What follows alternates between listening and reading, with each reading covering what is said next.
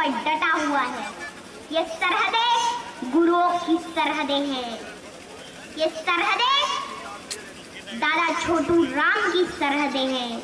ये सरहदें चौधरी चरण सिंह की सरहदें हैं। ताऊ देवी लाल की सरहदें हैं।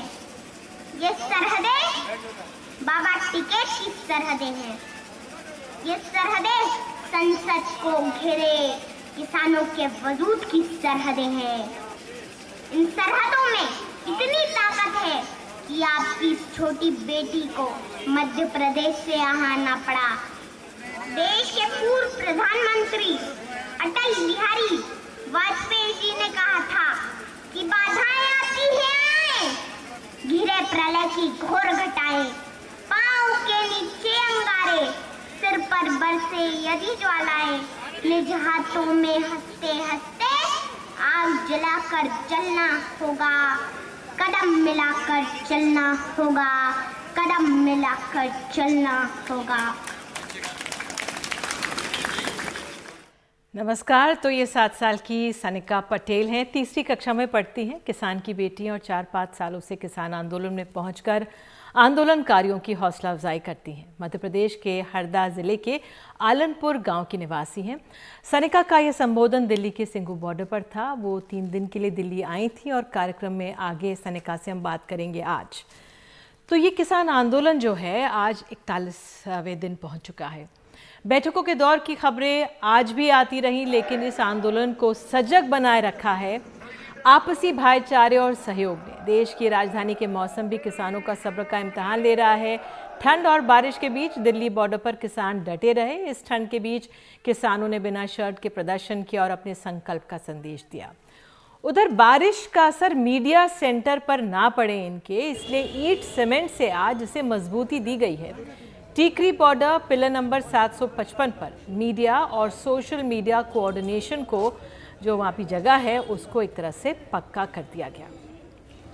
तो आज रोहतक और जींद से महिला किसान ट्रैक्टर लेकर निकल पड़ी हैं। अपना साथ और सहयोग जताते हुए उन्होंने ये भी अपना मोर्चा खोल लिया है। महिला किसानों की चेतावनी है कि 26 जनवरी को लाल किले तक पहुंचेंगी। को हमने सब ट्रैक्टर चलाने सीख ले, हम जाएंगे, अंदर जाएंगे बस। अब सरकारों से बातचीत भी चल रही है, अब तो क्या लगता है समाधान होगा? नहीं होगा तो फिर हमारे सीनियर बताएंगे क्या होगा। पूरी तैयारी है? पूरी। कब तक रुकेंगे यहाँ? जब तक हमारी मांगे नहीं मांगी जाती। ਇਹ ਸਰਕਾਰਾਂ ਕੀ ਸਮਝ ਰਹੀਆਂ ਨੇ ਕਿ ਕਿਸਾਨਾਂ ਨੂੰ ਕੁਝ ਪਤਾ ਹੀ ਨਹੀਂ ਹੈ। ਇਹ ਸਾਨੂੰ ਦੱਸ ਰਹੇ ਨੇ ਕਿ ਇਹ ਕਿਸਾਨ ਨਹੀਂ ਹੈ ਜੋ ਟਰੈਕਟਰਾਂ ਦੀ ਘੁੰਮ ਰਹੇ ਹੈ। ਸਾਡੀ ਕੱਲੀ ਪੰਜਾਬ ਦੀ ਔਰਤ ਨੂੰ ਟਰੈਕਟਰ ਟਰਾਲੀ ਸਭ ਅਸੀਂ ਚਲਾਉਣਾ ਜਾਣਦੇ ਹਾਂ। ਸਭ ਆਪਣੇ ਟਰੈਕਟਰ ਲੈ ਕੇ ਅਸੀਂ ਇੱਥੇ ਪਹੁੰਚੇ ਹਾਂ ਦਿੱਲੀ ਦੇ ਵਿੱਚ। ਅਸੀਂ ਤਾਂ ਹਲਕ ਦੇ ਇਹਨਾਂ ਦੇ ਮਤਲਬ ਕਿ ਧਰ ਕੇ ਨਾ ਗੋਡਾ ਸਾਰੇ ਹੱਕ ਆਪਣੇ ਵਾਪਸ ਉਹਨਾਂ ਟਾਈਮ ਨਹੀਂ ਜਾਵਾਂਗੇ ਜਿੰਨਾ ਚਿਰ ਇਹ ਕਾਲੇ ਕਾਨੂੰਨ ਰੱਦ ਨਹੀਂ ਨਾ ਕਰਦੇ। ਅਸੀਂ ਇੱਥੇ ਹੀ ਬੈਠਾਂਗੇ। 2024 तक बैठना पाया असी बैठांगे क्योंकि राशन पानी असी अपना नाल लेके आए हैं।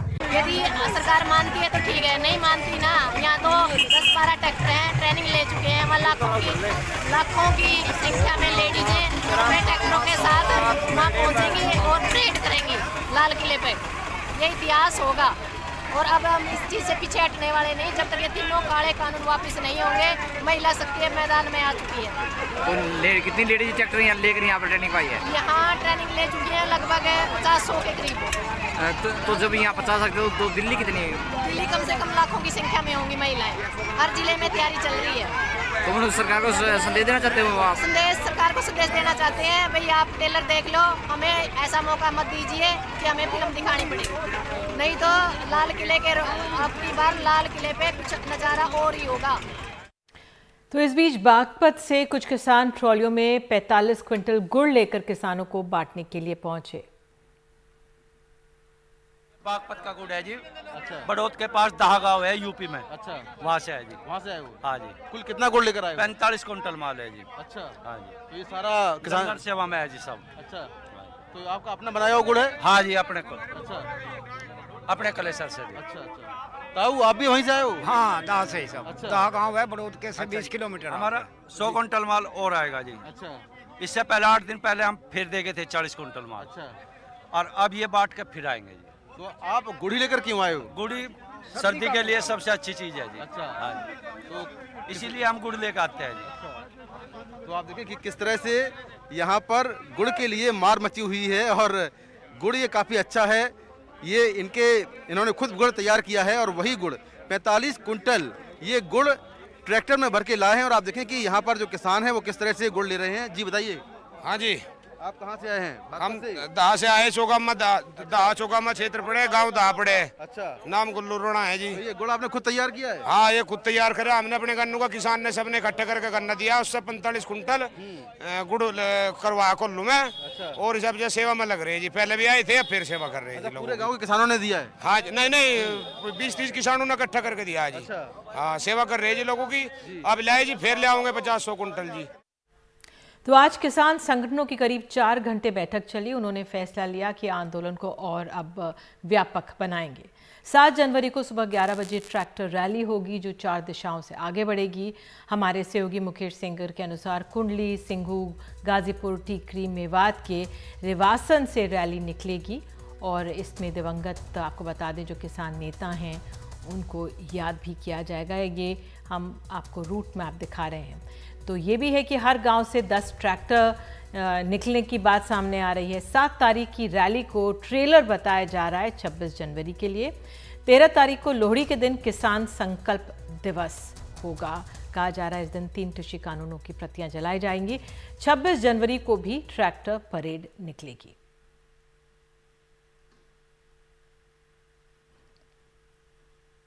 आइए सुनते हैं किसान नेता ने क्या कहा।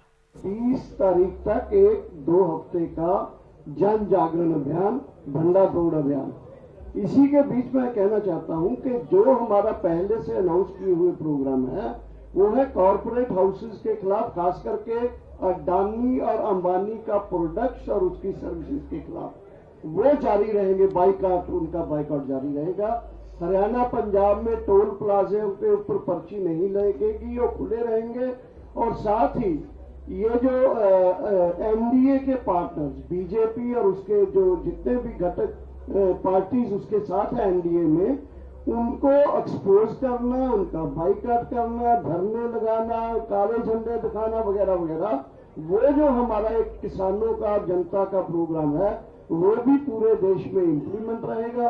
18 तारीख को महिला किसान दिवस होगा। 23 तारीख को ये सुभाष चंद्र जी के जन्मदिन के ऊपर आजाद हिंद किसान दिवस होगा। और 25-26 को हमने पहले ही बताया कि 26 को एक किसानों की ट्रैक्टर परेड होगी। जी, सुबह खबर आई कि प्रधानमंत्री पंजाब से 2 बीजेपी के नेताओं से आज मिलेंगे और किसानों के रुख का आंकलन करेंगे। तो बीजेपी के नेता हरजीत सिंह ग्रेवाल और सुरजीत कुमार जियाणी शाम करीब 6:30 बजे प्रधानमंत्री से मिलने पहुंचे हैं। पहले यही हम समझते हैं कि प्रधानमंत्री की नेताओं से बातचीत के क्या मायने हैं। 2 वरिष्ठ सहयोगी हमारे साथ हैं। यहाँ पर वरिष्ठ पत्रकार विनोद अग्निहोत्री हमारे साथ हैं और साथ ही देवेंद्र शर्मा भी हमारे साथ, जो एक कृषि विशेषज्ञ हमारे साथ हैं। पहले विनोद जी, मैं आपसे समझना चाहूँगी, अगर ये सुबह खबर आती है और इस समय प्रधानमंत्री अगर 2 किसान नेताओं से बात कर रहे हैं, पंजाब के बीजेपी के नेताओं से, क्या मायने हैं इसके? देखिए, इसके एक चीज साफ है कि अब प्रधानमंत्री ने सीधे किसान आंदोलन को लेकर के दिलचस्पी लेनी शुरू की है। अभी तक जाहिर है मंत्री बात कर रहे थे, लेकिन प्रधानमंत्री जी किसानों को, किसान जो दिल्ली में किसान आंदोलन चल रहा है उसको लेकर के उन्होंने सीधे तौर पर कोई अपना हस्तक्षेप नहीं किया था। वो अपने वक्तव्य में जरूर उन्होंने कहा कि कुछ लोगों ने किसानों को गुमराह कर दिया है, किसानों को भ्रमित कर दिया है। वो कच्छ में गए, वहां के किसानों से बात की, उन्होंने मध्य प्रदेश के किसानों से बात की। लेकिन भारतीय जनता पार्टी के 2 नेताओं से अगर वो मिल रहे हैं, पंजाब के जो किसान नेता हैं, तो निश्चित रूप से इसके 2 मायने हैं। पहला तो ये है कि जो सूचना इस किसान आंदोलन को लेकर के प्रधानमंत्री जी को सरकारी तंत्र से मिली है, यानी जो खुफिया तंत्र है, जो राज्य सरकारें हैं, हरियाणा सरकार है या पुलिस है, उसके जरिए जो सरकार को सूचना मिलती है, गृह मंत्रालय की रिपोर्ट जाती है, उसके अलावा वो सीधे अपने पार्टी तंत्र से जो है एक फीडबैक ले रहे हैं, जानकारी जुटा रहे हैं कि भाई ये जो किसानों का आंदोलन है इसमें कौन कौन से वर्ग शामिल हैं, कौन इसकी बैकिंग में है, आढ़तियों का क्या रोल है, किसान जो है उनका साइज क्या है, कि मतलब वो बड़े किसान हैं, छोटे किसान हैं या मध्यम किसान हैं, किस किस वर्ग के लोग हैं, क्या हरियाणा पंजाब के ही किसान हैं या और राज्यों के किसान भी इसमें शामिल हो रहे हैं, पंजाब में इस आंदोलन को लेकर के क्या प्रतिक्रिया है, किस हद तक पंजाब के लोग इससे जुड़े हुए हैं, इससे राजनीतिक नफा नुकसान क्या होगा, ये सारी चीजें जो है प्रधानमंत्री जी स्वयं सीधे समझना चाह रहे हैं, क्योंकि किसानों की जो मांगे हैं, खास करके तीनों कानूनों को रद्द करने की मांग और एमएसपी की खरीद को अनिवार्य बनाने की मांग जो है, उस पर प्रधानमंत्री नरेंद्र मोदी जी को ही सीधे कॉल लेनी है, उनको ही फैसला करना है। बिल्कुल बिल्कुल, ये सही है विनोद जी, आप ये सही कह रहे हैं कि तमाम आकलन प्रधानमंत्री कर रहे होंगे, क्योंकि अगर इस कानून पर कोई भी फैसला लेना है सरकार की तरफ से, वो सिर्फ और सिर्फ प्रधानमंत्री ले सकते हैं। देवेंद्र जी, मैं आपसे समझना चाहूँगी, आप किस तरह का असर अब तक इस आंदोलन का देख रहे हैं, अगर आंकलन करें, क्योंकि आप दोनों तरफ को समझते हैं, तो उस लिहाज से आपका आंकलन क्या है? आज 41वें दिन ये आंदोलन पहुंच चुका है और आज जिस तरह से जो बैठक हुई किसानों की, उनका ये कहना था कि हम अपने आंदोलन को और गहरा और व्यापक बनाएंगे, तो आपका आंकलन क्या है इस समय आज? देखिए, ये जो प्रोटेस्ट या मूवमेंट जिसको हम कह रहे हैं आजकल फार्मर्स का हो रहा है, मुझे लगता है कि अगर हम इसको दुनिया के परिप्रेक्ष्य में देखें तो मैंने शायद कहीं देखा या पढ़ा हो, मैं नहीं कह सकता, लेकिन इतना बड़ा आंदोलन और इतना मजबूत आंदोलन मुझे नहीं लगता दुनिया में कहीं पर भी देखा गया है। और इसके बहुत बड़े इम्प्लीकेशंस हैं, ये भी हमें जानना बहुत जरूरी है। जिस तरीके से समाज आज किसानों के साथ खड़ा है, अगर स्पेशली अगर आप पंजाब में आके देखते हैं, गांव में जाके गतिविधियां देखते हैं, गांव ही क्यों, शहरों की देखिए, हमारे हर शहर से रिपोर्ट्स रोजाना यहाँ अखबारों में छपती हैं कि आज यूनिवर्सिटी के स्टूडेंट्स या कल आप देखें यूनिवर्सिटी के प्रोफेसर्स या आर्मी वेटरन्स, स्पोर्ट्स पर्सन या समाज का हर एक तबका जो है आज किसानों के साथ खड़ा है, चाहे वो सिंगर्स हैं या बच्चे, जैसा अभी आपने एक बच्ची को दिखाया था बोलते हुए स्टेज पर, वो यहाँ पर भी सारे पंजाब में हम देख रहे हैं। मुझे लगता है कि ये बहुत अद्भुत आंदोलन है एंड जैसा इंग्लिश में कहते हैं कि आइकॉनिक मूवमेंट है ये फार्मर्स की। Having said that, I think जो सबसे बड़ा इंपॉर्टेंट बात है वो ये है कि सरकार जो है इस जो डायलॉग में जो हम देख रहे हैं, कम से कम 7 राउंड जो हो चुके हैं, ये जो विनोद जी ने जैसे पहले कहा कि ये जो दोनों बीजेपी के जो स्पोक्स पर्सन तो नहीं है, ये जो किसानों की जो बात प्राइम मिनिस्टर के साथ जो नुमाइंदे हैं, मुझे लगता है कि ये बहुत महत्वपूर्ण डेवलपमेंट है। और जानते हुए कि इनका दोनों का कितना बड़ा रोल रहा है, फार्मिंग सिचुएशन को अंडरस्टैंड करते हैं ये बिल्कुल अच्छी तरह पंजाब की। और मुझे लगता है कि ये डायरेक्ट जो वार्ता होगी प्राइम मिनिस्टर के साथ या हुई होगी जो आज, मुझे लगता है कि उसका एक बहुत बड़ा इम्पैक्ट जो है शायद ये छोड़कर आएंगे। क्योंकि मैं आपसे एक ही बात समझना चाहूंगी, अब तक 41 दिन हो चुके इस आंदोलन को, यही कहा जा रहा है कि ये तो पंजाब के किसान हैं। हालांकि आज जब ये आंदोलन के बाद बैठक और प्रेस कॉन्फ्रेंस हुई, उसमें हरियाणा संगठन के भी उन्होंने भी बताया, बात रखी अपनी, और जो किसान आंदोलनकारी हैं वो कह रहे हैं तो हमारे यहाँ तो देश भर से लोग आ रहे हैं, लेकिन क्यों एक तरह से बार बार ये कहा जा रहा है कि ये तो सिर्फ पंजाब हरियाणा के हैं, कुछ इलाके यूपी के आ गए? क्या ये सिर्फ यहीं तक सीमित है या इसका असर वाकई अन्य राज्यों में भी है? देखिए, ये एक मैसेज कन्वे करने की बात जो हो रही है, कोशिश हो रही है बहुत दिनों से कि सिर्फ ये पंजाब का आंदोलन है या सिर्फ हरियाणा का आंदोलन है। मुझे लगता है कि ये जैसा कि हम सब देख रहे हैं कि ये डेलिब्रेट है, और क्यों है ये भी हम समझते हैं। देखिए, एक चीज हम ना भूलें कि सारे देश में जो क्यों इतना जो इसी तरीके से जो गुस्सा है किसानों का सड़कों पर क्यों नहीं है। हालांकि आज देख रहे हैं कि हम बहुत से प्रदेशों पर अपने ही लेवल पर बहुत से प्रोटेस्ट हो रहे हैं, बहुत सी अलग अलग किस्म के उनके अपने तरीके हैं उसको एक्सप्रेस करने के, वो हम देख रहे हैं। लेकिन नेशनल लेवल पर हम सोचें कि उड़ीसा से भी लोग आए, मध्य प्रदेश से भी लोग आए, महाराष्ट्र से भी लोग आए, इतने नंबर्स में नहीं आ सकते जितने की जो नजदीक के क्षेत्र हैं वहां से लोग आ सकते हैं। एक बात। दूसरी बात, हम ये ना बोलें कि मुख्यतः जो डिमांड है वो ये है कि एमएसपी को लीगल करने की बात है। शरद पवार जब एग्रीकल्चर मिनिस्टर थे, उन्होंने एक बार पार्लियामेंट में कहा था कि 71% किसानों को तो पता ही नहीं है कि एमएसपी क्या होता है। They don't understand the context जिसमें एमएसपी डिलीवर होता है। तो जब किसानों को पता ही नहीं है तो ऑब्वियसली जो मूवमेंट है वो पंजाब हरियाणा में इसलिए केंद्रित है क्योंकि ये लोग समझते हैं, और इनकी जो डिमांड है शायद सारे देश के किसानों को अब ये समझ आ रही है कि उन्होंने क्या खोया या क्या नहीं पाया आज तक। क्योंकि अब हम देख रहे हैं, एक स्टडी मैं छोटी सी बताना चाहता हूं, अभी एक वार की एक स्टडी थी कि अक्टूबर नवंबर के महीने में देश के ही उन्होंने सरकारी पोर्टल का डाटा उन्होंने लिया, उसको एनालाइज किया और कहा अक्टूबर नवंबर में 2 महीने में ही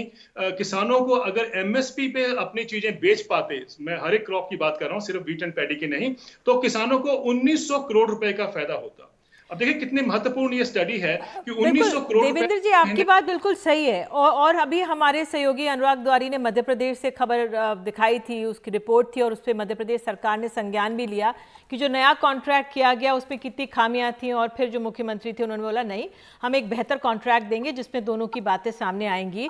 तो ये ऐसी छोटी छोटी जानकारियां सामने आ रही। विनोद जी, मैं आपसे समझना चाहूंगी कि आपको याद होगा जब ये आंदोलन शुरू हुआ था और जब 2-3 दौर की बातचीत कारगर साबित नहीं हुई थी, तो प्रधानमंत्री की तरफ से या ये सरकार की तरफ से कोशिश थी कि तमाम मंत्री हैं और तमाम विधायक हैं अपने एरियाज़ में जाएंगे और समझाएंगे कि ये कृषि कानून कितने फ़ायदेमंद हैं। उस मुहिम का क्या हुआ? क्योंकि आज जो किसानों की बैठक हुई उनका ये कहना था, 1-2 शब्द थे कि ये गहरा करेंगे इस आंदोलन को हम और व्यापक करेंगे। तो हम पूरा वो नहीं दे सकते क्योंकि उसमें ये सब भी लिखा था कैसे ज़िलों में और छोटे छोटे गांव में किस तरह से बैठकें करनी है किसानों को।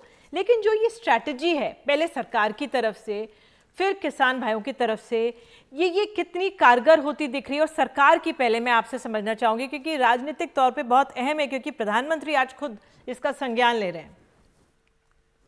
देखिए, जिस मुहिम की आप बात कर रही हैं, जो इसमें मंत्रियों को जाना था, बीजेपी के नेता, सांसद, सबकी ड्यूटी लगाई गई थी, वो जाके गांवों में इसको कानूनों का प्रचार करेंगे, कृषि कानून कितने किसानों के हित में है। अगर वो मुहिम सफल हो रही होती तो शायद प्रधानमंत्री जी को पंजाब के 2 अपनी पार्टी के किसान नेताओं को बुला के बात करने की जरूरत नहीं होती, और केंद्र सरकार के मंत्री भी शायद बातचीत से अपने को नमस्ते कर लेते कि हम तो देश के किसानों को समझाने में कामयाब हो गए और अब ये लोग बैठे रहे। अब ये उनको लग रहा है, वो जब वो जा रहे हैं गाँव में, जो देवेंद्र जी ने भी कहा कि अब जो पंजाब, हरियाणा और पश्चिमी उत्तर प्रदेश के अलावा जो राज्य हैं, जो इलाके हैं, वहां के किसानों को एक चीज समझ में आ रही है कि अरे हमको तो एमएसपी मिली नहीं और एमएसपी के तो इतने फायदे हैं कि आज हरियाणा और किसान और पंजाब के किसान और पश्चिमी उत्तर प्रदेश के किसान जो है उनकी आमदनी इतनी ज्यादा है और वो इसीलिए सड़क पर बैठे हुए हैं और हमको तो ये मिला ही नहीं, ये हमको भी मिलना चाहिए। तो एमएसपी का मुद्दा धीरे धीरे ये देशव्यापी होता जा रहा है और जिन किसानों को, जो 92% किसानों को एमएसपी नहीं मिला, वो भी उनके अंदर भी एमएसपी लेने की एक इच्छा जागृत हो गई है। लेकिन क्या विनोद जी, वो जो किसान हैं और हम पंजाब, हरियाणा, यूपी के कुछ किसानों को देख कितने सबल हैं, अपने आप खिला रहे हैं, औरों को भी खाना खिला रहे हैं, एक अन्नदाता हैं वो, भूमिपुत्र हैं वो। लेकिन दूसरी तरफ हमारे जो किसान है, जिसको हम अन्नदाता कहते हैं, जो एक बड़ा वर्ग है, वो तो आर्थिक तौर पे बहुत कमजोर स्थिति पे रहता है। तो उस लिहाज से उसमें क्यों एकता क्यों नहीं नजर आ रही, या उसको जरूरत नहीं है, या उस तक पूरे ज्ञान नहीं पहुंचा है? आपका क्या आंकलन है? नहीं, जरूरत उसको है और जरूरत इसलिए है क्योंकि उसकी आर्थिक स्थिति तभी सुधरेगी जब उसको उसने फसल के अच्छे दाम मिलेंगे। लेकिन जो हालत अभी बिहार में जिस तरह से मक्का और धान जो है आधे दाम पर बिका, वहां पर खरीदा गया और यहाँ पंजाब में आकर के वो बिका, तो वो सारी चीजें समझ में, वो एक बड़ा कृषि का, एक अर्थशास्त्र का बड़ा मकड़ जाल है जिसमें वो फंसे हुए हैं, लेकिन वो उससे अब निकलना चाहते हैं। और सबसे बड़ी बात ये है कि जो अभी देवेंद्र जी ने कहा, मैं भी जगह जगह स्थानीय स्तर पर विरोध प्रदर्शन हो भी रहे हैं, लेकिन चूंकि नेशनल मीडिया का सारा फोकस दिल्ली के आंदोलन पर है, इसलिए ये जो पंजाब, हरियाणा और पश्चिमी उत्तर प्रदेश के किसान हैं वो फोकस में ज्यादा है। और ठीक है, देखिए प्रतिनिधित्व तो अन्य राज्यों के किसान नेताओं का भी है। मध्य प्रदेश के कक्का जी जो लगातार डटे हुए हैं, उड़ीसा के किसान हैं, महाराष्ट्र के हैं, मैं तो कईयों को व्यक्तिगत रूप से जानता हूं, तमाम लोग आए हुए हैं। तो ये मुद्दा तो ये बन ही गया है। ठीक है विनोद जी, मैं देवेंद्र जी आपसे अब एमएसपी सबको देना पॉसिबल नहीं है सरकार के लिए, तभी शायद कानून बनाने से हिचक रही है। रास्ता क्या आप देख रहे हैं? किसान कह रहे हैं कि पूरे तीनों कानूनों को आप हटा दीजिए, रिपील कर दीजिए, सरकार नहीं मानेगी, कोई रास्ता निकलता हुआ आप देख रहे हैं? देखिए, ये तो ठीक है कि सरकार कह रही है कि हम इसको सारे देश में एमएसपी को लीगलाइज नहीं कर सकते या इम्प्लीमेंट नहीं कर सकते। मेरा मानना थोड़ा इससे हटकर है। मेरा मानना है कि ये हम कर सकते हैं और करने की जरूरत भी है। अब देखिए, अगर इकोनॉमिक सर्वे 2016 कहता है कि किसान परिवार की आधे देश में 17 राज्यों में अगर सालाना उनकी इनकम देखें तो मात्र 20,000 रुपए साल की एक किसान परिवार की इनकम है। अगर ये 20,000 रुपए मतलब 1700 रुपए से कम में किसान आधे देश में अगर गुजारा करते हैं, तो मुझे लगता है कि इससे बड़ी जरूरत देश में क्या होगी कि आज इन सबको एमएसपी मिलना चाहिए। ये कहना कि साहब इतना बजट नहीं है, मुझे लगता है कि ये जानबूझकर एक ऐसा माहौल क्रिएट किया जा रहा है जिसको इंग्लिश में कहते हैं फियर साइकोसिस क्रिएट किया जा रहा है कि हाय बजट खत्म हो जाएगा। जब 7वां वेतन आया था और जो किसी ने पूछा था कि इसका कितना एडिशनल बर्डन होगा, कभी किसी ने पूछा कि ये पैसा कहां से आएगा? क्रेडिट स्विस की एक रिपोर्ट कहती है कि जब 7वां वेतन आयोग सारे देश में इंप्लीमेंट हो जाएगा तो उसमें 4.5 लाख से लेकर के 4,80,000 करोड़ रुपए का एडिशनल अतिरिक्त खर्चा हर साल होगा। कभी किसी ने बोला ये पैसा कहां से आएगा? अगर आज हमने 5 लाख करोड़ रुपए किसानों को देना हो जाए तो देखिए हाहाकार मच जाएगा, सब ये पैसा कहां से आएगा, फिस्कल डेफिसिट बढ़ जाएगा और ये कितने लोगों को जाएगा? 50% पर पॉपुलेशन को जाएगा। मेरा मानना है कि it is time to rationalise all these kinds of government subsidies, ताकि हम देख पाए कि किस तबके को कितना मिल रहा है। और आफ्टर ऑल किसान को हम कब तक इग्नोर करेंगे? क्या उसके कब बच्चे तक हम अपने किसान को इग्नोर करेंगे? आपने सही बात की। और हम समझते हैं कि अगर प्रधानमंत्री खुद बैठक कर संज्ञान ले रहे हैं तो समझ रहे होंगे कि किस तरह से ये मसला है, कितना अहम है, कितना गंभीर है, और जो पूरा किसान वर्ग है किस तरह से मजबूती से एक साथ खड़ा हुआ है। आप दोनों आए, बहुत बहुत धन्यवाद आपका। और आज 41वां दिन है और जिस तरह से हमने आपको कार्यक्रम की शुरुआत में सनिका पटेल को बोलते हुए सुनाया था, मध्य प्रदेश के हरदा की वो 7 साल की बच्ची जिसके भाषण से जो सिंघू बॉर्डर पर घर बार छोड़कर बैठे किसानों के मन में जोश बढ़ता रहा। तो सनिका को मिट्टी की बेटी भी कहा जाता है। सनिका हमारे साथ जुड़ गई हैं। Sanika, thank you so much, आप जुड़ गई हो हमारे साथ। आपको किसानों की तो बहुत चिंता है, क्यों बताएंगे आप? हाँ। यस बेटा।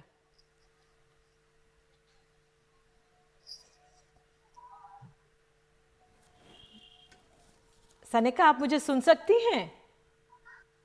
हाँ, सुन रही हूँ। आपको किसानों की बहुत चिंता होती है। आप तो सिंघू बॉर्डर में भी बोली, दिल्ली आई थी। हाँ, आई थी मैं दिल्ली। क्यों चिंता होती है आपको? क्योंकि मैं खुद भी एक किसान हूँ। मुझे किसान का दर्द पता है, इसलिए। किसान, आपको मिट्टी की बेटी भी कहा जाता है, पता है क्यों? हाँ। क्यों? मिट्टी की बेटी यानी गांव की बेटी। मिट्टी की बेटी यानी ग्रामीण संस्कृति के जुड़ाव की बेटी। मिट्टी की बेटी यानी पुरखों के सम्मान की बेटी। मिट्टी की बेटी यानी किसान की बेटी। मिट्टी की बेटी यानी देश की बेटी। मैं हूँ इस देश की बेटी, मुझे ये देश बहता है, पर ये जो वंदना इसकी मुझे वो कंठ बहता है।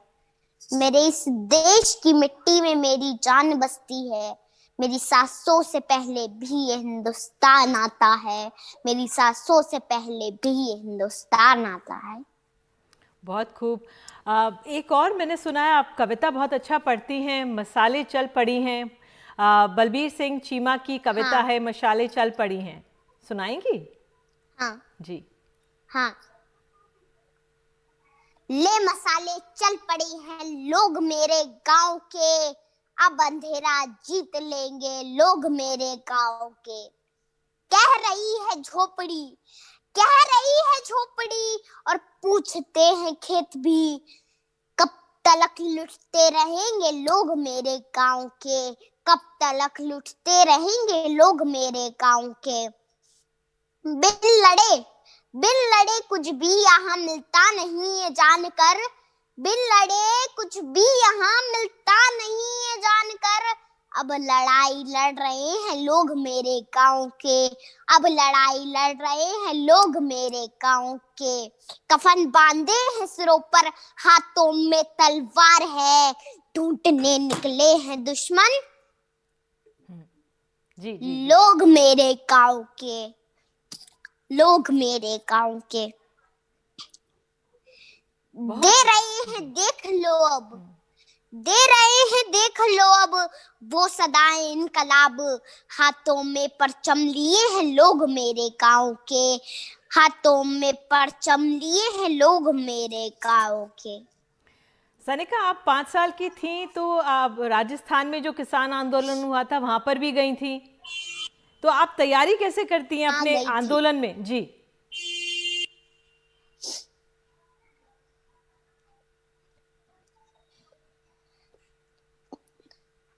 मुझे पापा मम्मी सिखाते हैं। पापा सिखाते हैं आपको ना? मेरी भी बात हुई थी उनसे। और कोई कविता आप कहना चाहेंगी? आपने अटल बिहारी वाजपेयी को याद किया था, अब हमारे पूर्व प्रधानमंत्री की कविता भी आपने पढ़ी थी। हाँ। बोलना चाहेंगी? हाँ। सुनाइए।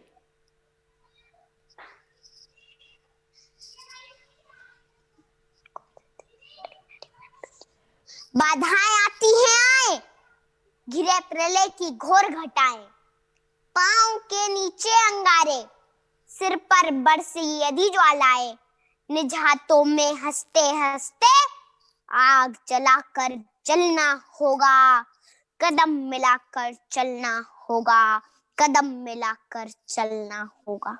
बिल्कुल, बहुत खूब। सनिका, आप दिल्ली आई थी, क्या आपके मन में था? आज आपने किसानों को देखा होगा बैठे हुए ठंड में, आप भी वहाँ पे थी, कुछ बता पाएंगी क्या मन में हुआ उनको देखकर, मिलकर? मैं भी एक किसान की बेटी हूँ, मुझे भी किसान का दर्द पता है। और मेरे पापा, दादाजी और दादी खेत में जाते हैं तो मैं उनके साथ जाती हूँ, वो काम करते हैं थोड़ा तो मैं उनको देखती हूँ। आपको क्या लगता है किसानों की जो मांगे हैं, आप कुछ कहना चाहेंगी सरकार से? हाँ जी, बताइए। कि ज्यादा तो मैं कुछ जानती नहीं हूँ, इसलिए मैं यही कहना चाहूंगी कि मोदी जी ये 3 काले कानून आप वापस लें। प्रधानमंत्री कहेंगे कि ये तो किसानों के फायदे के लिए हैं, तो आप उनको क्या समझाएंगी? ये जो आंदोलन है, ये जो काले कानून है 3, वो किसानों के लिए अच्छे नहीं है। एक जो बिल है उसमें कॉन्ट्रैक्ट फार्मिंग में जो प्राइवेट कंपनियां हैं वो किसान से उनकी फसल खरीदेंगी और अपनी मनमानी करेंगी। और एक और जो बिल है उसमें है कि जब व्यापारी बाहर से खरीदी करेगा जी, तो मंडियां खत्म हो जाएगी, फिर किसान अपनी फसल कहां पर बेचेगा?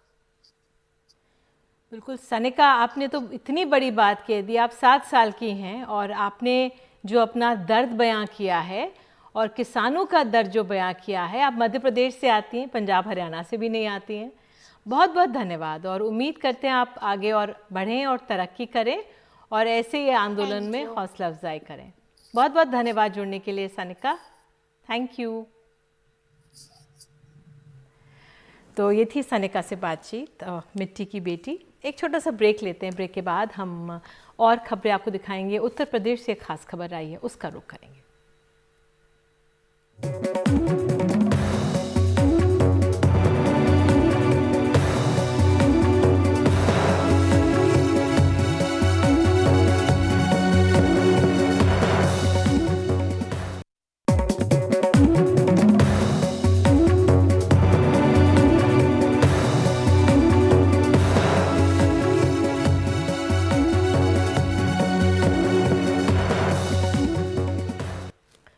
उत्तर प्रदेश के बुलंदशहर में जाति के नाम पर कार्रवाई का एक और अजीब उदाहरण देखने को मिला है।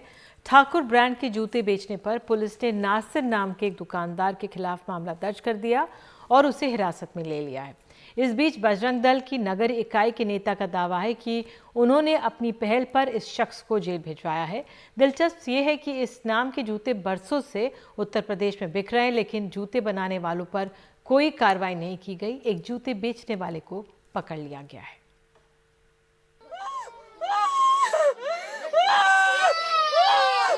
छब्बीस साल के नासिर के घर में कोहराम मचा है।